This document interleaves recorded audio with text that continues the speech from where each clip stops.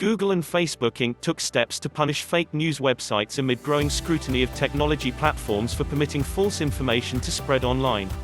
On Monday, Alphabet Inc.'s Google said it's implementing a new policy that pulls its popular advertising tool from websites that run misrepresentative content, although it stopped short of banning fake news from its pages. Facebook clarified existing rules that it won't integrate or display ads in apps or sites that are illegal, misleading or deceptive.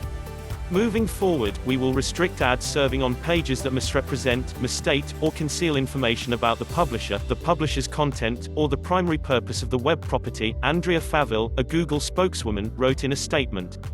Google's AdSense for publishers, which facilitates web display ad sales, is the dominant service in the industry and a primary source of revenue for most online publications.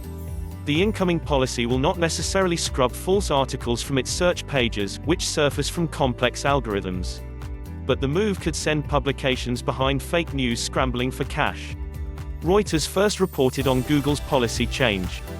Google was working on the policy prior to the US presidential election last week, according to Faville. Donald Trump's surprise victory in the US election has sent shockwaves across Silicon Valley. Jeff Lewis, an investor with venture firm Founders Fund, pinned some of the blame for the results on the tech industry on Sunday, arguing that social media sites had grown too cloistered. Facebook, in particular, has been the target of criticism for hosting false stories that circulated before the election. On Sunday, Facebook chief executive Mark Zuckerberg responded, claiming that more than 99% of what people see on the social media site is authentic. Overall, this makes it extremely unlikely hoaxes change the outcome of this election in one direction or the other, he wrote. Google faced similar heat on Monday morning. The top search result for a query around the election result directed users to a WordPress blog citing unverified information. Google copped to the error. In this case, we clearly didn't get it right, but we are continually working to improve our algorithms, Faville said.